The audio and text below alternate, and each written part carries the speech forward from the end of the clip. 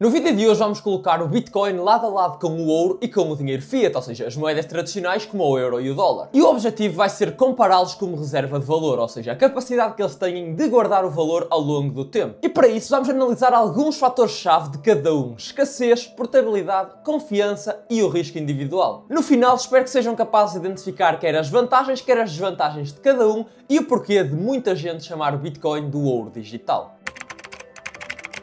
Começamos então pela escassez, que talvez é o ponto mais importante numa reserva de valor. Bitcoin, como já vimos, tem uma oferta limitada a 21 milhões de unidades e essa oferta cresce a ritmo decrescente por causa dos halvings, como já falámos. E após o halving de 2024, a inflação de Bitcoin, ou seja, a quantidade de Bitcoins que são criados novos a cada ano, caiu para 0,8%, o que já é abaixo da inflação do ouro. Ou seja, em poucas palavras, o Bitcoin é extremamente escasso e é previsível a sua oferta. Não dá para ninguém simplesmente decidir fabricar mais Bitcoin porque o código impede. Ouro. O ouro também é escasso pela sua natureza, só que ninguém sabe quanto ouro é que de facto existe na Terra. Todos os anos os mineradores adicionam cerca de 1 a 3% do estoque total de ouro à quantidade que já existe. Ou seja, se hoje existem X toneladas de ouro à face da Terra, muito provavelmente amanhã já vai existir mais um bocado. O ouro ganhou ao longo dos vários milénios a fama de a famosa reserva de valor, simplesmente porque é difícil de extrair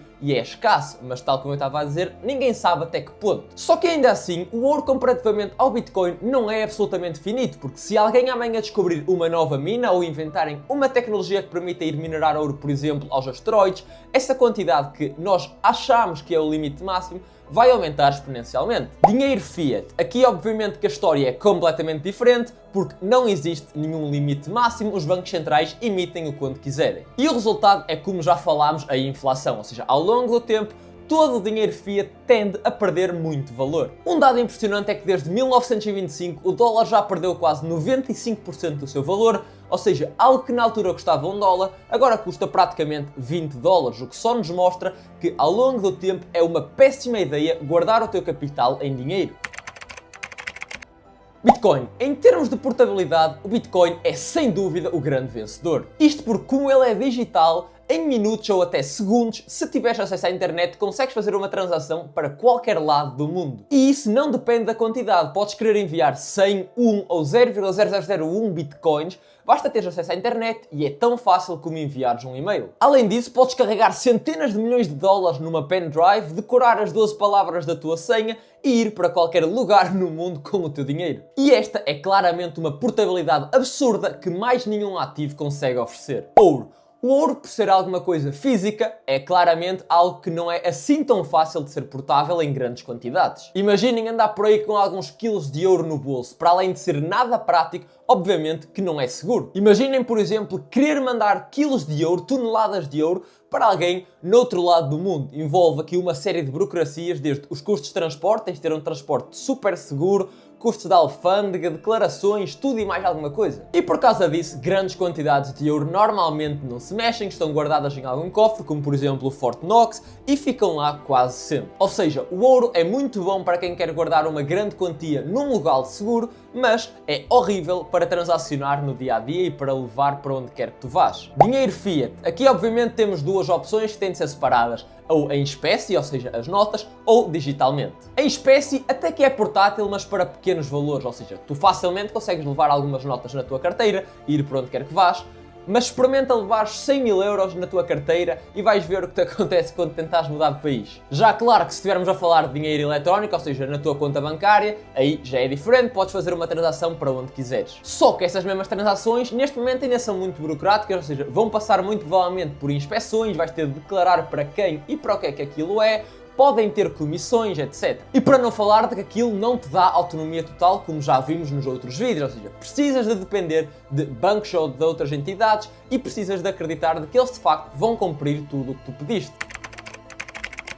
Ouro. O ouro carrega obviamente consigo já milénios de credibilidade. Civilizações antigas já usavam ouro como moeda de troca e reserva de valor e ainda hoje, como vocês devem saber, muitas instituições financeiras ainda usam o ouro para guardar então uma parte do seu valor. As pessoas continuam a acreditar que o ouro vai preservar o seu valor e até tendencialmente aumentá-lo porque ele é escasso, durável e já foi confiável desde há muito tempo atrás. Além disso, o ouro é tangível, ou seja, vocês podem segurar nele com a vossa mão e ver o seu próprio peso e brilho. E é isso que dá uma sensação de segurança para muita gente. Por outro lado, confiar no ouro implica que confies que aquele metal que está na tua mão é de facto puro e é verdadeiro. Grandes barras de ouro geralmente vêm com certificações e tens de o deixar guardado ou num banco ou numa entidade qualquer que seja segura, ou seja, ainda envolve a confiança em terceiros para tu guardarem. Dinheiro fiat. O valor do dinheiro fiat obviamente que depende muito da confiança que tens de depositar nas entidades terceiras. Uma nota de 100 euros só vale porque a maior parte das pessoas acredita na sua estabilidade e na gestão do Banco Central Europeu, ou seja, acreditam que se tentarem usar o dinheiro dentro desse espaço que vai ser aceito. Só que em caso de hiperinflação, quando essa confiança começa a desaparecer, já sabem o que é que acontece. Em casos como esses, como já vimos no Zimbábue e na Venezuela, quando chega a hora da verdade, as pessoas não querem guardar aquilo com reserva de valor e querem simplesmente livrar-se deles. Resumindo, confiamos nas entidades terceiras de que aquilo vai ter valor e vai preservar valor ao longo do tempo,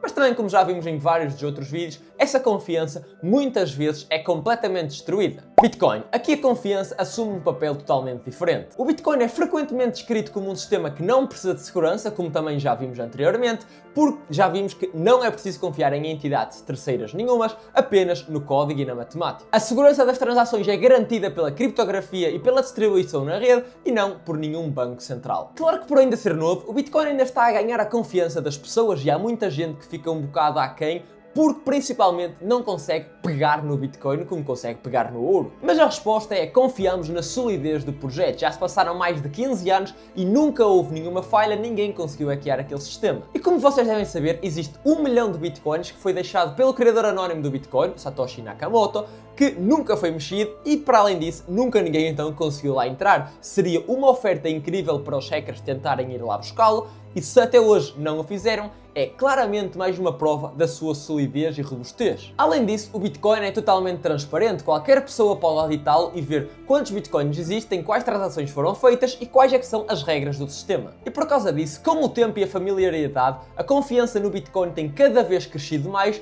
e felizmente hoje em dia já temos vários governos e várias empresas gigantes a acreditar no seu poder.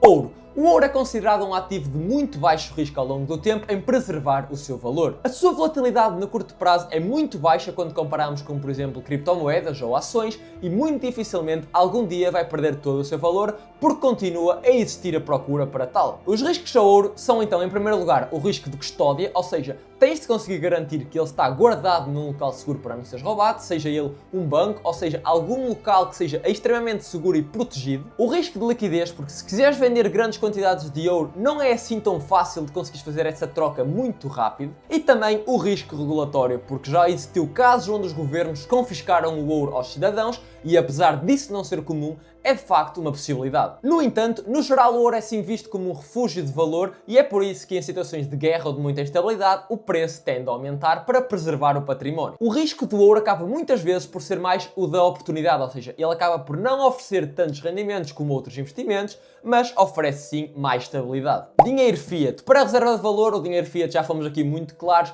e ele derrete completamente o seu valor com a inflação. Se deixares a maior parte do teu capital em dinheiro durante anos, é garantido que tu vais poder comprar menos coisas. Em países de moedas estáveis e de inflações baixas, como por exemplo os Estados Unidos, esse derretimento é mais lento, mas já vimos que de facto existe e ao longo da década, se formos comparar, continua a ser muito grande. Mas ainda existem casos piores, como países onde existem inflações enormes, onde a moeda literalmente passa a valer zero. Ou seja, o dinheiro fiat é considerado seguro para transações de curto prazo, para o que tens de manter para aquele mês ou meses, mas é extremamente inseguro e não aconselhável para manteres o teu valor ao longo do tempo. E é por isso que existe uma frase muito famosa no grupo de investidores que é cash is trash, ou seja, o dinheiro é lixo literalmente porque estás a perder oportunidades de o investir. Bitcoin. O Bitcoin, apesar de todo o seu potencial, é um ativo de enorme risco no curto prazo. Isto porque o preço é muito volátil, não é incomum vermos correções de 50% em meses durante períodos de bear market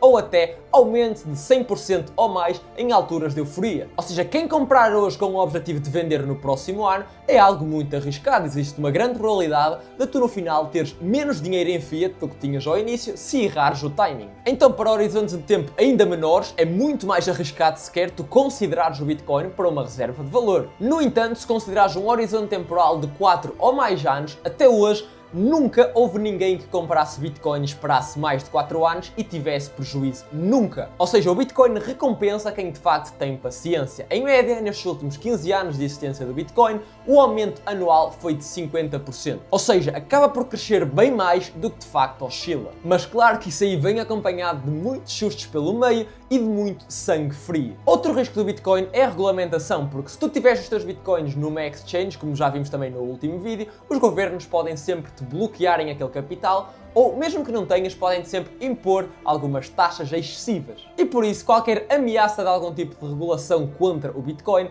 tende a fazer o preço cair a curto prazo. Surge também aqui a hipótese de computadores quânticos conseguirem quebrar a criptografia para o futuro, mas se tu fizeres as coisas como devem ser, se nunca utilizares a mesma wallet, isso nunca vai conseguir ser feito. E claro, tens ainda finalmente o risco de custódia pessoal, ou seja, como tu tens a tua própria independência, se perderes as tuas chaves, não existe ninguém a quem possas ligar para te ajudar a recuperar. Se perdes as chaves, perdes o teu Bitcoin. Ou seja, isso significa que tens de ter grande responsabilidade, mas se fizeste tudo direitinho, acho que é sem dúvida a melhor opção.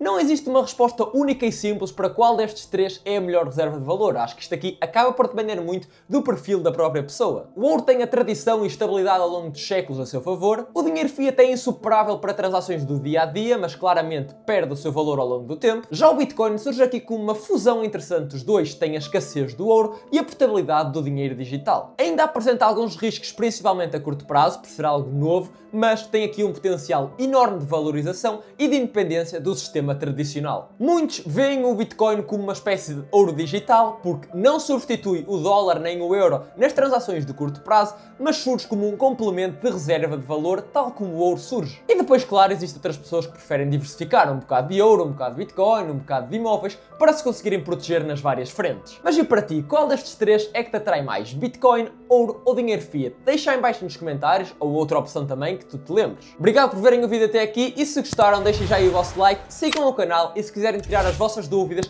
tem a minha comunidade de cripto 100% gratuito, link aí na descrição.